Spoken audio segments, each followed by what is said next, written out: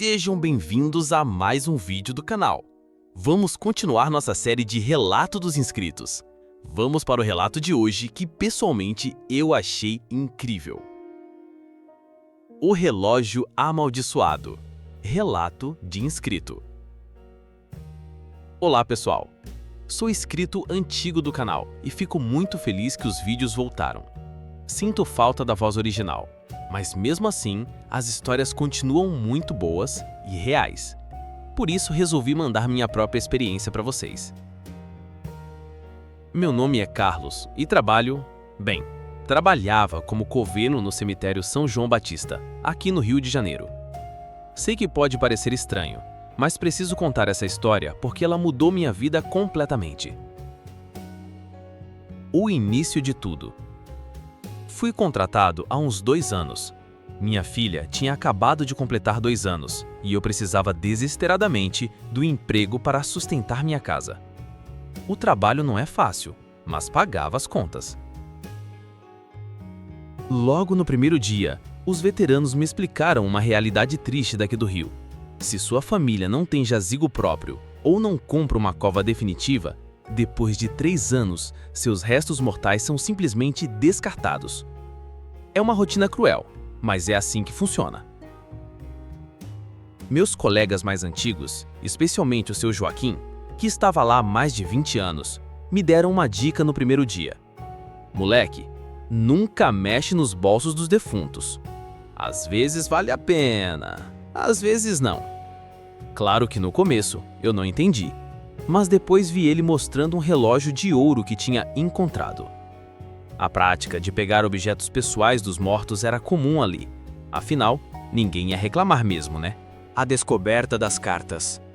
Nas primeiras semanas, quando fazia o descarte diário com os outros coveiros, sempre acabava pegando coisas sem muito valor. Moedas, anéis simples, correntes baratas. Reclamava direto com o pessoal sobre isso. Cara, só acho porcaria. Vocês pegam os relógios de ouro e eu fico com essas bugiganga. Foi quando o Joaquim me disse algo que não esqueci. Às vezes isso é bom, moleque. Tem gente que descobre umas coisas que não são boas.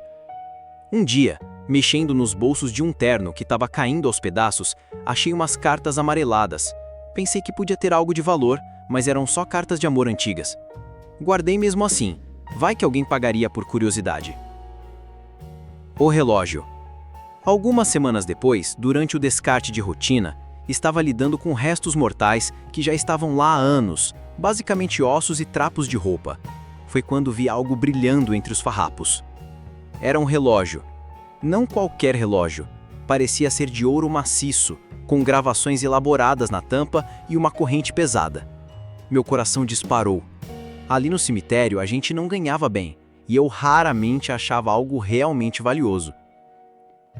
Corri para mostrar para os colegas, empolgado. A reação deles foi imediata. "Caramba, Carlos, isso aí deve valer uma fortuna", disse o Roberto. Mas logo em seguida começaram a tentar me convencer. "Ah, mas deve ser falso. Te dou R$ 50 por ele." O seu Joaquim, que sempre foi mais sério, olhou o relógio de perto e balançou a cabeça. "Rapaz, tem cuidado com isso aí. Parece um item estranho." Não liguei para o comentário dele. Estava havendo grana na minha frente e só pensava em como aquilo ia ajudar em casa. As primeiras manifestações. Levei o relógio para casa naquela noite, escondido no fundo da mochila. Minha esposa Ana perguntou de onde tinha vindo e eu disse que tinha achado no cemitério. Ela fez uma cara feia, mas não disse nada. Coloquei o relógio em cima da cômoda do quarto para admirar antes de vender. Era realmente bonito, antigo, com um som de tic-tac hipnotizante. Na primeira noite, nossa filha acordou chorando por volta das 3 da manhã. Ana foi acalmar ela, mas a pequena ficava apontando para o nosso quarto e falando "homem, homem". Achamos que era só pesadelo. Mas então começaram os ruídos estranhos, passos no corredor de madrugada, batidas na porta quando não tinha ninguém. A casa ficou com um ar pesado, sombrio, como se alguém tivesse morrido ali dentro. Uma noite, acordei com o som claro de alguém me chamando pelo nome. "Carlos, Carlos." Era uma voz rouca, antiga. Levantei da cama achando que era Ana, mas ela estava dormindo profundamente ao meu lado. Os pesadelos começaram na segunda semana. Sonhava com um homem de terno preto, sem rosto, que estendia a mão em minha direção. Sempre acordava suando frio. A primeira venda. Depois de 2 semanas dessas coisas estranhas, resolvi vender logo o relógio. Não conseguia mais dormir direito e Ana estava começando a reclamar do clima pesado em casa. Levei numa relojoaria no centro. O dono ficou impressionado. Isso aqui é ouro mesmo e é bem antigo. Posso te dar R$ 800 por ele. Era mais dinheiro do que eu ganhava em 2 meses. Fechei negócio na hora. Incrível como no mesmo dia em que vendi o relógio, a casa voltou ao normal. Os ruídos pararam, minha filha parou de ter pesadelos, o clima pesado sumiu. Pensei que tudo tinha sido coincidência. O retorno. 3 semanas depois, estava chegando do trabalho quando vi um homem estranho parado na frente da minha casa. Era magro, pálido, com olhos fundos. Quando me viu, correu na minha direção. "Você é o Carlos, o que vendeu esse relógio?" Ele estava segurando uma sacola. "Sou sim, por quê?" Ele simplesmente jogou a sacola no chão na minha frente e saiu correndo. "Isso tá amaldiçoado! Eu não aguento mais! Fica com essa porcaria!" Abri a sacola e lá estava o relógio, exatamente como eu tinha vendido. Meu sangue gelou. Entrei em casa e contei tudo para Ana. Ela ficou apavorada. "Carlos, se livra dessa coisa, joga fora, queima, faz qualquer coisa." Mas eu pensei, se um cara pagou R$ 800 por isso, outro também paga. Era dinheiro fácil demais para desperdiçar. O segundo ciclo. Guardei o relógio e comecei a procurar outro comprador. Mas dessa vez, enquanto ele estava em casa, as coisas pioraram muito. Os fenômenos não eram mais só de madrugada. De tarde, enquanto Ana estava sozinha com nossa filha, ela me ligava desesperada. "Carlos, tem alguém batendo na porta dos fundos, mas quando olho não tem ninguém. As gavetas da cozinha estão abrindo sozinhas. A televisão ligou sozinha e só tá passando chiado." Uma noite, acordei e vi uma sombra parada no pé da nossa cama. Tinha a forma de um homem alto, mas sem feições definidas. Quando pisquei, sumiu. Minha filha começou a ficar doente. Febre constante, choro sem parar, como se estivesse vendo coisas que não conseguia explicar. A segunda venda e descoberta. Consegui vender o relógio para um colecionador por R$ 1.200. Dessa vez, ele ficou 1 semana com o comprador antes de voltar. O homem que me devolveu estava ainda pior que o primeiro. Tremia, tinha olheiras profundas, falava coisas sem nexo. Ele não me deixa dormir, fica me chamando, quer que eu devolva alguma coisa. Eu não tenho nada dele. Foi aí que eu e Ana começamos a relacionar tudo com o relógio. Não podia ser coincidência. Pesquisei na internet sobre objetos amaldiçoados e descobri que era mais comum do que imaginava. Principalmente objetos de pessoas que morreram com algum apego muito forte ao item. O terceiro retorno e o clímax. Quando o relógio voltou pela segunda vez, eu sabia que precisava me livrar dele definitivamente, mas não imaginava como a situação ia piorar. A entidade, ou seja lá o que era, ficou furiosa. As manifestações se tornaram agressivas. Uma noite, Ana acordou com marcas de arranhões no braço. Nossa filha foi encontrada fora do berço, no chão da sala, sem nenhum machucado, mas claramente em estado de choque. Os eletrodomésticos começaram a queimar. Primeiro foi a televisão, depois a geladeira, o micro-ondas. Parecia que a entidade estava tentando nos expulsar de casa. O pior momento foi quando acordei no meio da madrugada e vi a sombra segurando minha filha no colo. Não era mais uma forma indefinida. Agora conseguia ver que era um homem de terno, com o rosto desfigurado pela decomposição, me encarando com ódio.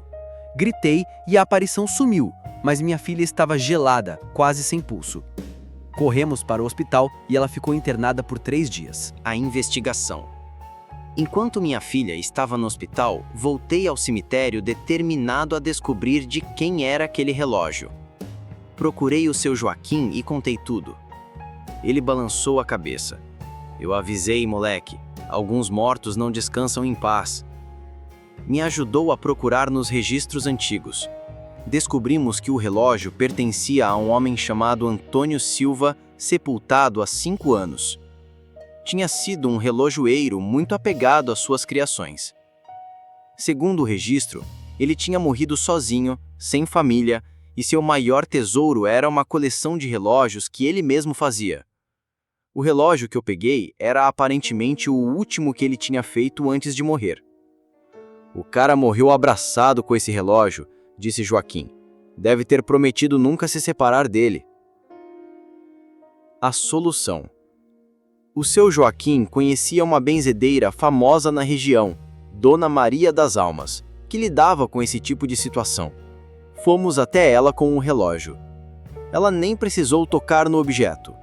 "Esse homem está sofrendo, filho. Ele não entende que morreu. Acha que vocês roubaram o que é dele." Dona Maria explicou que precisávamos devolver o relógio ao túmulo original e fazer uma oração pedindo perdão ao espírito. "Mas o túmulo já foi removido", expliquei. "Então a gente vai ter que improvisar." O ritual. Voltamos ao cemitério no local onde tinha sido o túmulo do Antônio. Dona Maria trouxe velas, ervas e uma oração específica. Cavamos um buraco pequeno e colocamos o relógio dentro, junto com as cartas que eu tinha achado no bolso dele, que descobri serem de uma antiga namorada. Dona Maria fez uma oração longa pedindo perdão em meu nome e explicando ao espírito que eu não sabia que o relógio era tão importante para ele. Durante o ritual, senti uma presença forte ao nosso lado, mas dessa vez não era ameaçadora, era triste, melancólica. No final, Dona Maria disse: "Ele entendeu, vai descansar agora." O final. Desde aquela noite, nunca mais tivemos qualquer fenômeno estranho em casa. Minha filha se recuperou completamente e nossa vida voltou ao normal. Pedi demissão do cemitério na semana seguinte. Consegui um emprego numa oficina mecânica. Paga menos, mas minha consciência fica tranquila. Ana diz que eu pareço outra pessoa desde então, mais leve, mais feliz. Acho que carregar essa culpa e esse medo estava me consumindo por dentro. Nunca mais peguei nada dos mortos. Na verdade, quando passo perto de cemitérios, sempre faço uma oração pelos que estão enterrados lá, principalmente pelos que não têm família para visitá-los. A lição. Aprendi que os mortos merecem nosso respeito, não nossa ganância. Cada objeto pessoal pode carregar memórias, sentimentos e, em alguns casos, a própria alma de quem partiu. Se tem uma coisa que quero deixar claro para quem está lendo, nunca mexam com coisas de pessoas mortas, especialmente se vocês não conhecem a história por trás. Algumas coisas são sagradas, mesmo depois da morte. E para vocês do canal, continuem contando essas histórias. As pessoas precisam saber que o mundo espiritual é real e que nossas ações têm consequências que vão além da vida. Um abraço, pessoal, e obrigado por lerem minha história. Nossa, gente, essa história parece surreal, juro. Que relato incrível. Cara, que sorte você teve, de verdade. Enfim, gente, obrigado por ficarem até aqui e espero que gostem do nosso canal. Abraços.